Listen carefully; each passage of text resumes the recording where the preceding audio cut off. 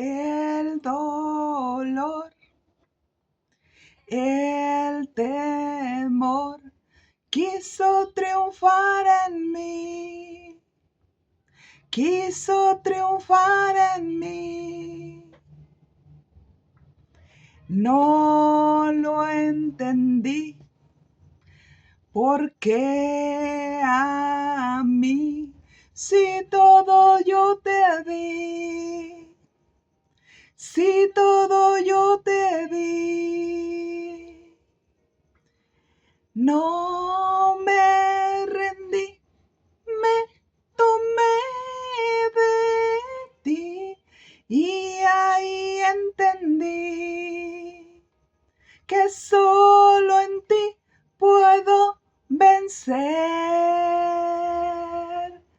Él siempre reina, Él siempre gana, Él ganará y conquistará todas mis batallas. Aunque no crea, Él no me falla. Él sanará y aumentará la fe en mi alma.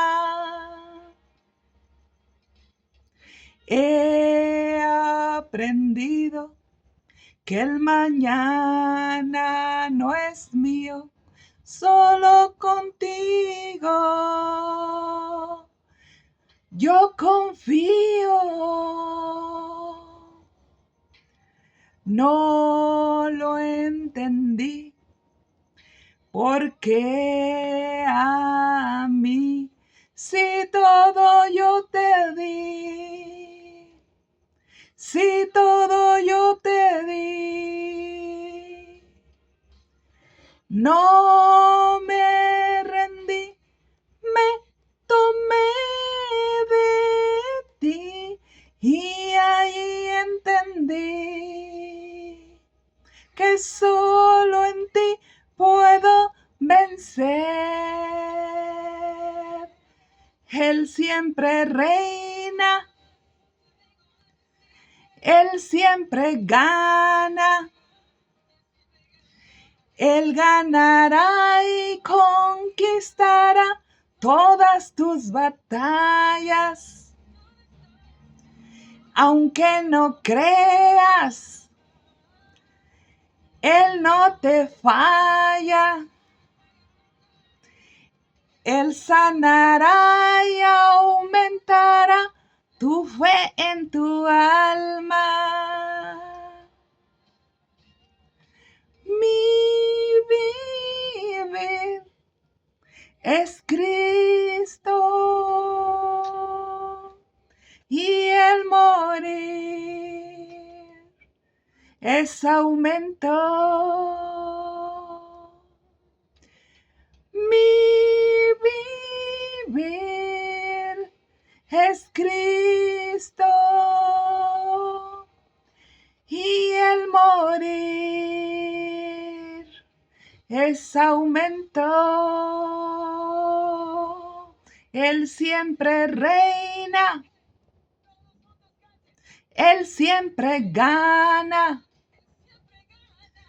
Él ganará y conquistará la fe en tu alma.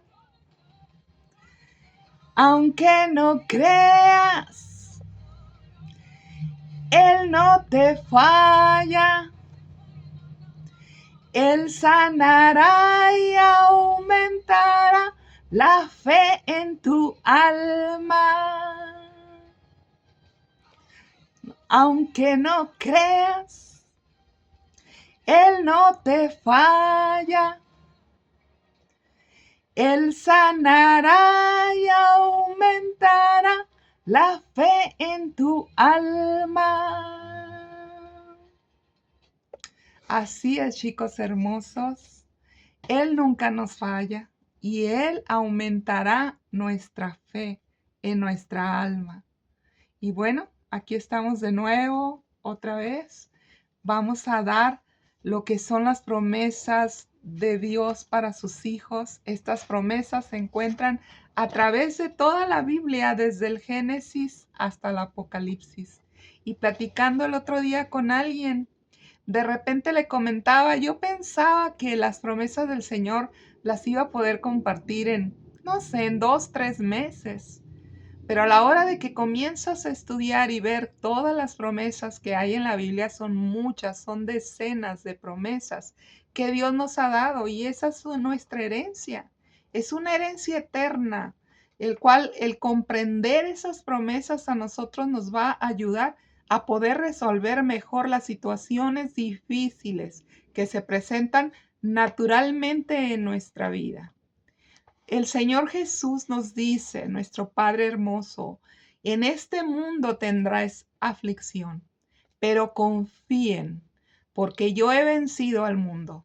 Y si nuestro amado Señor lo venció y tenemos a su Espíritu Santo dentro de nosotros, nosotros también tenemos esa virtud, ese poder para poder vencer todas las cosas difíciles que sucedan en esta tierra.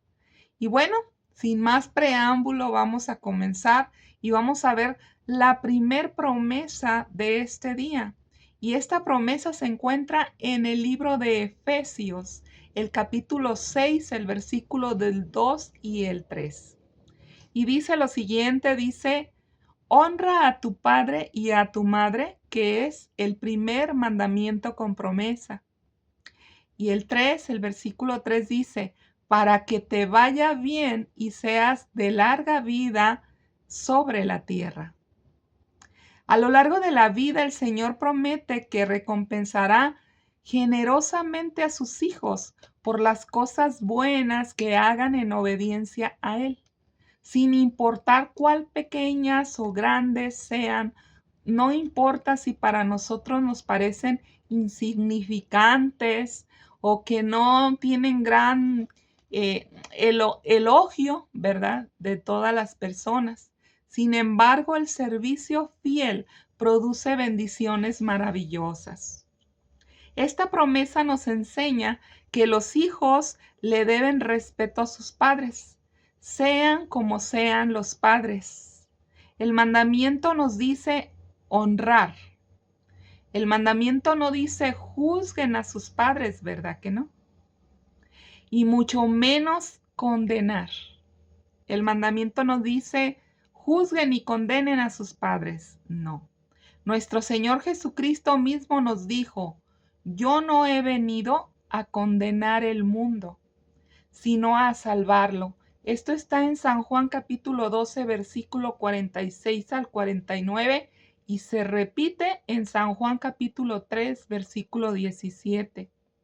Si nuestro Señor, que es el Rey de la Gloria, no ha venido a condenar a nadie, sino a salvarlo, entonces, ¿quiénes somos nosotros para emplear ahora sí que una condenación, levantar una condenación, y mucho menos a nuestros padres? Cada uno de nuestros padres cumplen un propósito en esta tierra y tienen un rol muy importante para todos, dado principalmente por Dios. Y es para ayudar a formar unos hijos saludables, que tengan un corazón entendido de las cosas de Dios. Y también que aprendan a amarlo, honrarlo. Los hijos también que crezcan fuertes, que crezcan saludables. Es mucho el compromiso, el gran compromiso de ser padres, ¿verdad? Y esto aparte de la disciplina y amonestación en que Dios pide que se les enseñe a todos los hijos. Alguien podría preguntar, pero ¿para qué la disciplina? La disciplina es un hábito que se adquiere para lograr en la vida objetivos. La disciplina se basa en un compromiso de autocontrol y personal y de actitud. La disciplina forma parte del carácter de las personas y es muy importante para que la persona llegue a tener éxito en esta vida. Sin disciplina puede ser muy difícil salir adelante en esta tierra para cubrir las, lo mínimos o los mínimos requisitos que a veces nos pide el vivir en este mundo. También se puede definir la disciplina como un rasgo positivo que se traduce en la capacidad de seguir instrucciones, obedecer un sistema lógico y positivo de hacer las cosas o inclusive de imponerse a uno mismo un método y seguirlo. Nos contaban una vez la historia en el Instituto Bíblico de unos soldados que fueron a la guerra. Cuando van en una comisión, ahora sí, de batalla, los soldados tienen que ser muy obedientes a su comandante. Porque si un soldado se rebela contra el comandante o no obedece las órdenes del comandante, puede suceder de que caiga ahora sí en manos del enemigo todo el campamento, todo el grupo de soldados, y solo porque alguien desobedeció la orden del comandante. Entonces es muy importante, sobre todo en esos lugares donde corren, pues la vida, ahora sí que está entre la vida y la muerte, tener esa grande disciplina de obediencia y de sometimiento a sus autoridades. Entonces no olvidemos que en este mundo también estamos en una lucha, en una guerra constante contra la maldad, contra las tinieblas, contra el pecado, contra todas las cosas malas a las cuales nosotros tenemos al Espíritu Santo para que Él nos guíe, para que Él nos ayude a poder resolver todo a la manera de Dios, como a mí me gusta decirlo. Hay una manera en el mundo de cómo resuelven las situaciones. Hay una manera en que yo he aprendido a través de los años de cómo se hacen las cosas, pero la mejor manera es la que nos enseña el fabricante, el que nos ha dado la vida, el que es el dueño del mundo y el dueño también de nosotros. Y ese manual del fabricante se llama la Biblia. Y en estas promesas que nosotros estamos viendo, ahí es donde se nos muestra y se nos enseña qué dice Dios respecto a tales cosas. Y con referencia a la promesa que estamos estudiando en este momento, nos habla que la disciplina es muy importante en todos los ámbitos y sobre todo los laborales. Es una de las bases del éxito en cualquier cosa que se emprenda, ya sea negocio, ya sea ejercicio, ya sea deporte, ya sea dieta. Lo que debe evitar una persona disciplinada es procrastinar. Esa palabra casi no se escucha, casi no se sabe. Procrastinar es decir, generar una rutina. Eso es procrastinar. Porque caería en el tedio. Si nosotros tomamos una rutina, al rato nos vamos a enfadar, nos vamos a cansar y vamos a quererla soltar. Entonces, dentro de la disciplina, nosotros tenemos que evitar esas rutinas para no volverse tedioso lo que hacemos diariamente. Esto también ocasionaría fracasos en los objetivos posteriores a largo plazo. Para evitarlo hay que establecer metas claras, es el consejo que nos da la Biblia. Hay que identificar cambios necesarios y también aprender a escuchar cuando alguien nos amonesta. ¿Qué significa el amonestar? Que también es una palabra que últimamente ya no se usa. Pero el amonestar es una sanción, es como una multa por un delito ejecutado y se aplica para que no se repita ese comportamiento inadecuado. El amonestar a alguien en el ámbito laboral es una medida de corrección para advertirle a la persona o al empleado que tendrá consecuencias por su conducta. Una amonestación puede ser verbal o también puede ser escrita. La amonestación verbal se aplica en faltas leves y es una advertencia a la persona que se está comportando inaceptablemente y que si se repitiera podría ocasionar una sanción grave por persistir en su conducta. Este tipo de amonestaciones también se les puede dar en nuestra familia a nuestros hijos cuando se les advierte. De hecho, se aconseja que no se debe de golpear a los niños cuando ellos no hacen lo que nosotros les mandamos. Tenemos que explicarles claramente qué es lo que se espera de ellos y también amonestarlos cuando ellos no han hecho algo. Entonces también se les llama la atención, se les dice, no hiciste esto, por lo cual vas a tener tal consecuencia, ¿verdad? Porque antiguamente los padres solamente te golpeaban y uno decía, ¿por qué me está pegando mi papá o mi mamá? ¿Por qué me pega? No sé, ¿por qué me pega? Y no te atrevías a veces a preguntar y cuando preguntabas, ¿pero por qué me pega? Y luego le decían a uno, no te hagas, que no te diste cuenta. Y te quedabas igual porque no sabías qué había sucedido, por qué te estaban pegando. Entonces, siempre que va a haber un castigo, siempre que va a haber una reprensión, se llama, entonces nosotros tenemos que explicar al niño, fíjate que hoy no vas a poder ver la tele. ¿Por qué razón? Porque no terminaste tu tarea, ¿verdad? Ese sería un ejemplo básico. Hoy no vas a salir a jugar con tus amiguitos. ¿Por qué razón? Porque no me obedeciste en tal momento. Entonces, siempre que va a haber una reprensión, hay que explicar con claridad por qué se está haciendo. Lo mismo cuando tenemos empleados o cuando somos autoridad sobre algún grupo, algún equipo de trabajo. Cuando es necesario amonestar, no se debe de amonestar a alguien tampoco involucrando a todo el grupo. Se tiene que llamar aparte a la persona, hablar ahora sí personalmente a solas con la persona para llamarle la atención.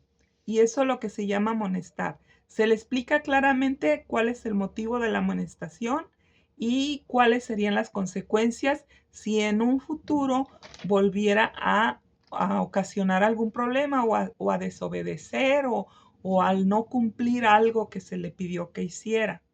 Entonces eso es lo que se amonesta. En las empresas, en los empleos, también se usa el amonestar por escrito. Esto es más grave. Esta se aplica por faltas más graves en el ámbito laboral, indicando la fecha y los motivos de tal amonestación. Estas amonestaciones por escrito quedan como un testimonio en su hoja de trabajo y es muy perjudicial al momento de cambiar de empleo porque pues ya no tiene unas buenas referencias y aparte necesita también si en la misma empresa le quieren subir de rango, pagarle un sueldo mejor o estar en una mejor posición, pues le va a hacer mal esta, esta amonestación por escrito. O incluso también nos perjudica, ¿verdad? Si nosotros no tenemos un buen testimonio ante otras personas.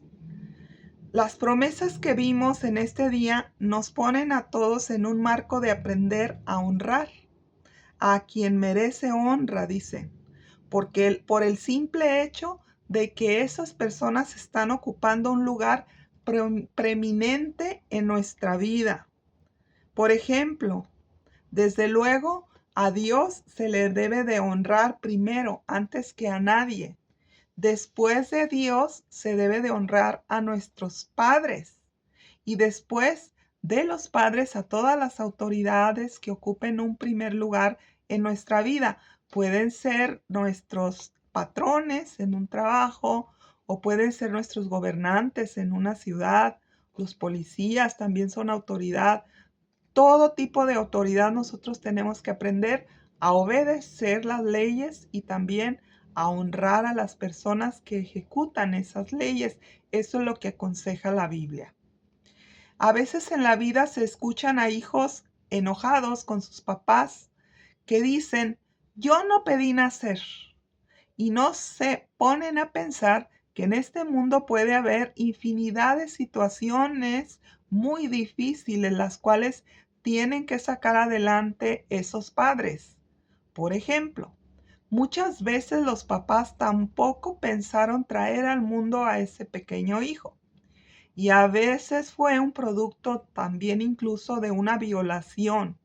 Y otras veces porque el método anticonceptivo falló y pues salió embarazada la esposa. Sin embargo, los padres valientemente aceptaron el compromiso y decidieron tener ese bebé. Y al nacer, cuando nació, no lo tiraron a la calle, ni lo dieron en adopción, sino que lo dejaron y lo cobijaron, lo atendieron, le dieron de comer, le cambiaron los pañales. Es muy loable lo que hicieron estos padres con mucha responsabilidad, se hicieron cargo de él. ¿Por qué? Porque son buenos padres. Hay padres que no llegan a hacer eso. Ahora, enseñarles a sus propios padres diciéndoles, yo no pedí nacer, o por qué me mandas esto, o yo no quiero obedecer, y todas esas cosas que son muy infantiles, pero se dan los casos a veces hasta en adultos, ¿verdad? Es porque faltó carácter en la formación adecuada de esos hijos. ¿Por qué razón? Porque los papás tampoco somos perfectos. En esta tierra nadie es perfecto. Todos tenemos errores, todos cometemos errores también y por lo tanto, si conociéramos a Dios, si conociéramos su palabra, podríamos aprender y podríamos ser cada día mejor, que es por eso que el Señor nos ha dejado la Biblia. Y bueno, Efesios 4:4, el capítulo 4, versículo 4 nos dice, a los padres pide el Señor, no provoquen a ira a sus hijos, sino críenlos en disciplina y en amonestación del Señor. Estos son los rasgos que ya estudiamos hoy.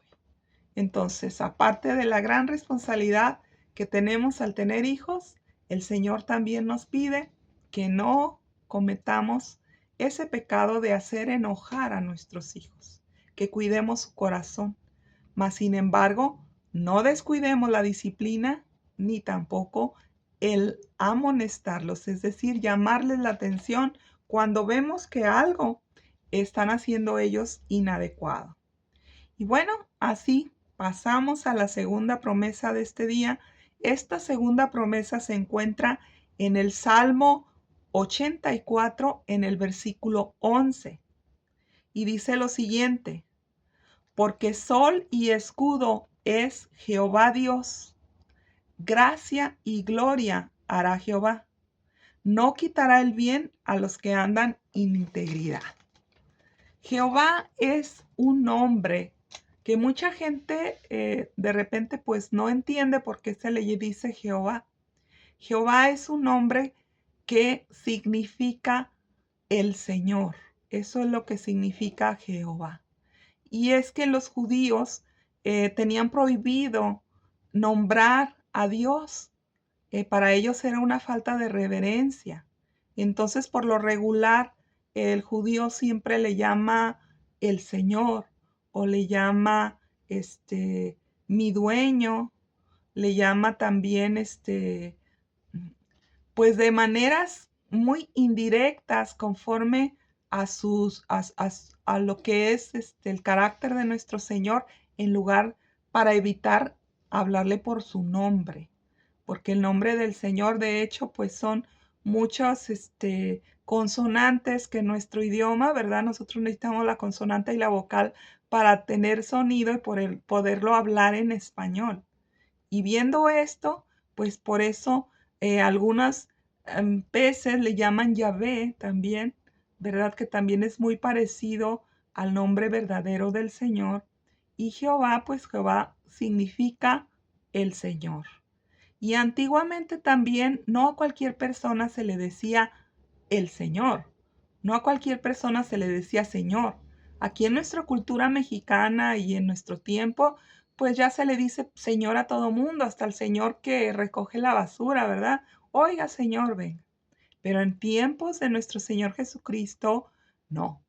Aquellas personas que le decían Señor a alguien se estaban poniendo en una altitud de esclavo y veían a esa persona como el dueño de ellos. Y entonces era un acto de mucha reverencia el llamarle a alguien Señor, ¿verdad? Entonces en esa actitud de honor y de honra es como nosotros también llamamos a Dios Jehová, como decirle yo soy tu esclavo, Señor, ¿verdad? Y bueno, ya que fuimos creados para vivir en una relación íntima con Dios, una porción humilde del servicio, estando con Él, es mejor que una porción exaltada de poder o de fama en el mundo sin tenerlo a Él. Solo en Él, en Cristo, hallamos satisfacción profunda y definitiva. Dice la Biblia, dichoso el hombre o la mujer que en Él confía. En esta promesa Dios se identifica como un sol. Es una metáfora que lo presenta como la fuente de todo bien y como alguien bueno en sí mismo. El Salmo 84 fue compuesto por el rey David, el ungido del Señor, cuando se encontraba alejado de Jerusalén. Porque sol y escudo es el Señor nuestro Dios, es lo que dijo el rey David. Indudablemente este tipo de lenguaje se corresponde con el de las figuras literarias, pero lo importante es, en cualquier caso, es que aunque Dios no es ni sol ni escudo, literalmente hablando, sí desempeña las funciones de ambos, iluminando nuestra vida, iluminando los momentos de oscuridad que a veces pasamos cuando hay tribulación o angustia. Y también es nuestro escudo en momentos donde necesitamos que alguien nos proteja contra las situaciones duras de la vida o incluso contra el adversario que a menudo nos encuentra, ¿verdad?, en esta tierra. Dios no evita que la oscuridad se cierne sobre nosotros, pero sí nos ilumina cuando ésta haga acto de presencia. Tampoco los adversarios se verán privados de la oportunidad de hacernos daño, pero si encontramos a Dios, en Él encontramos la protección, encontramos la vida, encontramos la gracia y la gloria. Y todo esto hace el Señor en nuestra vida. La gracia en la Biblia es el favor constante que Dios nuestro Señor nos da y da a toda la humanidad, a pesar de los errores, las traiciones que diario comete toda la humanidad contra nuestro Dios. La gracia es un favor inmerecido que Dios ofrece a las personas, incluso a sus enemigos. Por eso por ahí dice el dicho que el sol sale para todos, ¿verdad? Sean buenos, sean malos, de todas maneras sigue habiendo vida, sigue habiendo luz, sigue habiendo alimento en esta tierra. La gracia de esa es gracia de Dios. Y también la gracia se refiere al poder habilitador y a la sanidad espiritual que Jesucristo nos ofrece a través de su amor y misericordia. La gracia de Dios es una acción que proviene de su naturaleza misma y es la esencia de su bondad, de su compasión, de su amor leal, porque no hay alguien más fiel y más leal que Dios. La gracia de Dios es manifiesta en la Biblia a través, número 1, del perdón. La gracia de Dios también se manifiesta, número 2, de la reconciliación. Número 3, de la vida en abundancia que Dios nos da. Número 4, del tesoro eterno que le costó la vida a nuestro Señor Jesús. Y número 5, de la entrega del Espíritu Santo a todo aquel que lo acepta como su Señor y Salvador. Y número 6, es la promesa de un lugar en el cielo cuando nos vayamos de esta tierra. El apóstol Pablo solía comenzar sus cartas con la frase: gracia y paz a ustedes de parte de Dios nuestro Padre y del Señor Jesucristo. La gracia es un regalo, es un don de nuestro Padre Celestial, otorgado a través de su Hijo Jesucristo. La gracia en la Biblia tiene varios significados. En el Nuevo Testamento significa gloria y también puede significar honra. Y en pasajes como en Juan 8:50 al 54, en Hechos 12, versículo 23, en Hebreos 3, versículo 3, en Romanos 1, 23 y en Apocalipsis 4, 7. En todas estas citas significa la gracia, significa gloria y también puede significar adoración. En San Juan 9:24, la expresión dar gloria a Dios es un concepto teológico que se refiere a la manifestación de la presencia de Dios. En la doctrina cristiana, gloria también se refiere al estado de las bienaventuranzas y se refiere al cielo, que se define con la contemplación a nuestro Dios maravilloso. En hebreo, gloria se dice kabod y significa peso, significa esplendor, significa honrar. En latín, gloria en gloria divina es un concepto teológico del judaísmo y del cristianismo para denotar la manifestación de la presencia de Dios. Entonces, si nosotros decimos la gloria de Dios está aquí, estamos hablando de la presencia de Dios manifiesta en este lugar. Esta promesa, en resumen, nos dice que Dios es nuestro sol, Él es nuestro escudo y nos da la gracia y la gloria a los que andan en integridad para con Él. Integridad en la Biblia es un símbolo del cristiano que se refiere a la decisión de actuar de acuerdo con las disposiciones divinas.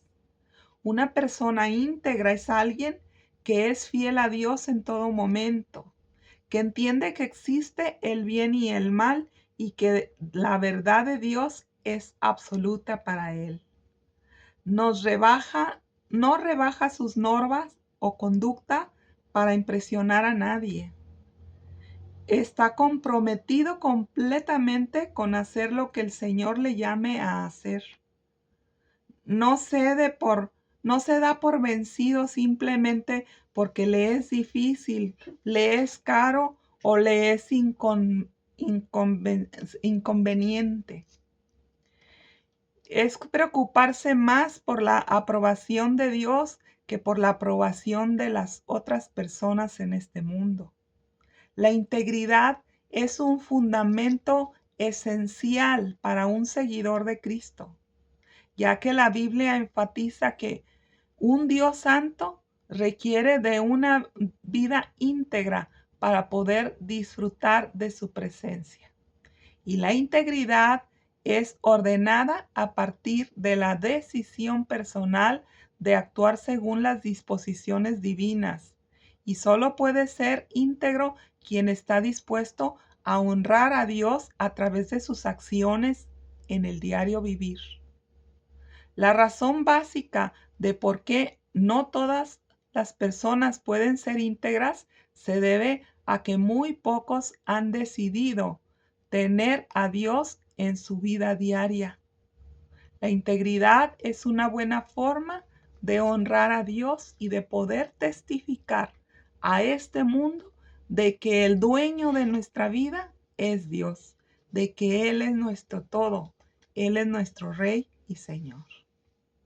Y bueno, la última promesa de este día se encuentra en Lucas capítulo 6, versículo 35, que dice lo siguiente: amen pues a sus enemigos y hagan bien, presten no esperando de ellos nada, y será su galardón grande y serán hijos del Dios Altísimo, porque es benigno para con los ingratos y malos. Si Dios no fuera benigno hacia los ingratos y los impíos, ¿dónde estaría cualquiera de nosotros? Romanos 5:8 dice, mas Dios muestra su amor para con nosotros en que siendo aún pecadores, Cristo murió por nosotros. Sabiendo que no podíamos hacer nada por nosotros mismos, el Señor Jesucristo murió en una cruz para declarar que ya no somos culpables de nuestros pecados. Él eligió perdonarnos y salvarnos del castigo de nuestras transgresiones. Romanos 6:23 nos explica que la paga del pecado es muerte, mas la dádiva de Dios es vida eterna en Cristo Jesús, Señor nuestro. Lo único que nos hemos ganado con nuestros pecados es la muerte y la condenación eterna, porque la paga del pecado es muerte. Y usted solo tiene dos opciones: recibir esa paga y pierde su vida, o aceptar que Jesús la recibió, esa paga por el pecado, y que ahora usted tiene la vida eterna de Jesús, si usted cree en Él. Mateo 16:25 también dice, porque todo el que quiera salvar su vida la perderá, y todo el que pierda su vida por causa de mí la hallará. Porque ¿qué aprovechará al hombre si ganase todo el mundo y perdiese su alma? ¿O qué recompensa dará el hombre por su alma? El Señor siempre juzga el pecado, pero desea que nos apartemos de nuestros pecados y recibamos su salvación para que Él pueda bendecirnos y no juzgarnos al final de nuestros días. Primera de Pedro 3:9 dice, no devolviendo mal por mal ni maldición por maldición, sino por el contrario, bendiciendo, sabiendo que fueron llamados para herencia de bendición. De igual modo debemos de ser benignos con todas las personas, mostrando el amor y la misericordia de Dios, abrigando la esperanza de que se arrepientan y alcancen salvación.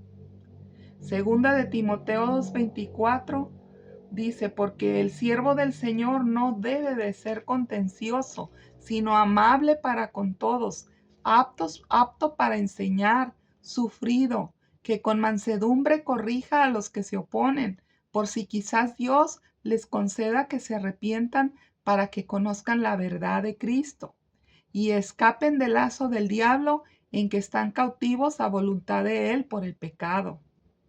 La decisión es suya. Todas nuestras buenas obras no pueden hacernos eh,